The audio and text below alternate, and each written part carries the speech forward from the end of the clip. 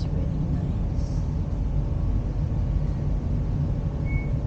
It's about 20 minutes ride, and taking public transport here is really easy.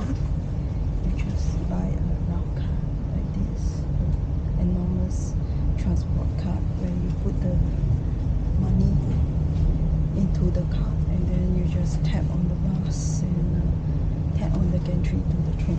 That's all. It's really easy. Okay, I will have my coffee on the train. It's only 20 minutes ride to the town. I will just relax.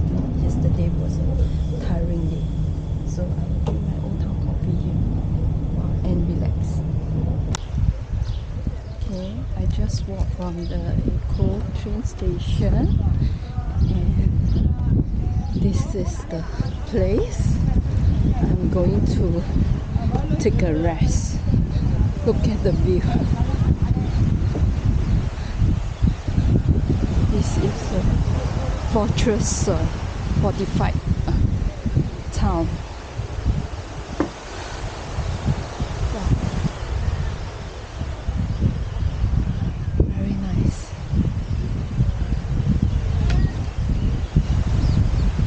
Okay.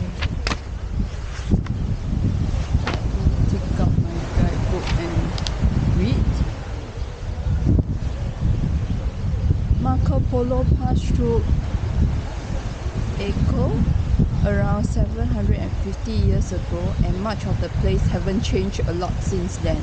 Today, old Akko seduces visitors with towering ramparts, deep moat, green domes, slender minarets, church towers, and secret passageway and subterranean voids. It was awarded UNESCO World Heritage status in 2001. Wow.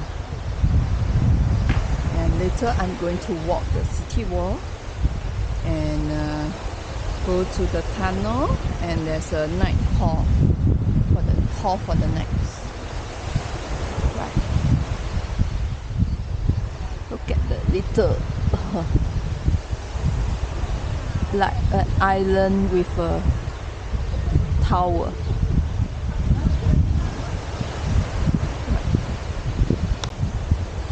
I must say this is a very nice spot to rest and relax, and I think I'm going to stay here like for 30 minutes, half an hour, depends.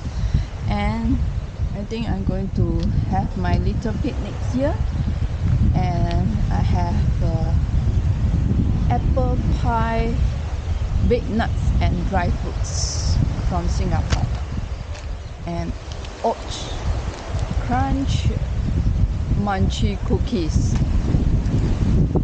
Julie butter peanut butter sandwich biscuit, and Ritz cheese biscuit. I have everything for my picnic. It's really nice. And Old Town coffee in this thermal flask. I really like the spot here. Yeah. Oh yes, I have a big packet of nuts as well. Right, all from Singapore.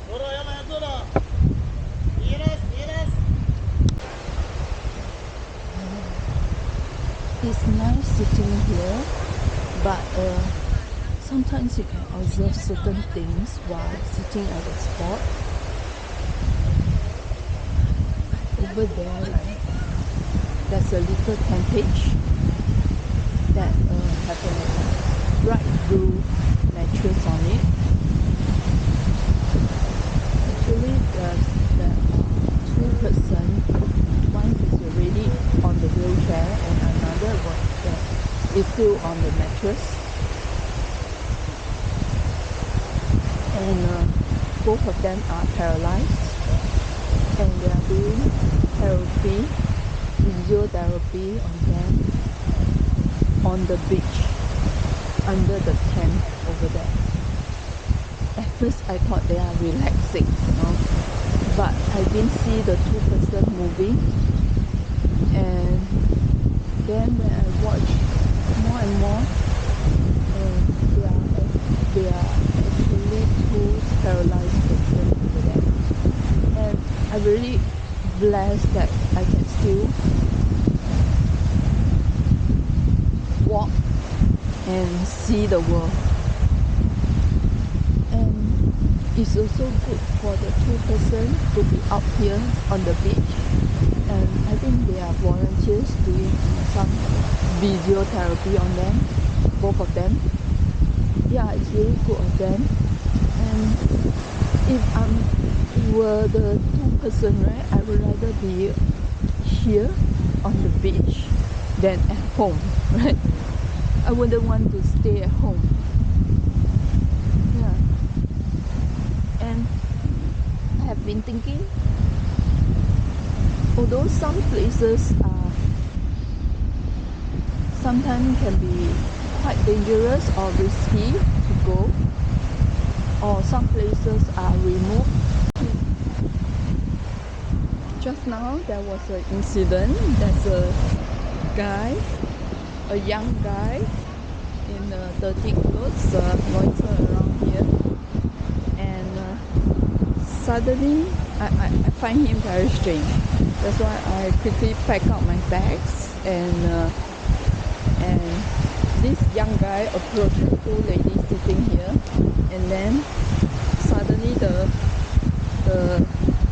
one of the ladies, right, shouted very loudly, and then stand up and then run and keep shouting police. Yeah. And I think the young guy is trying to snatch a thing, something like that, and then old man appeared and then start fighting with the young guy. Yeah. And then I quickly distance myself from the place, you know.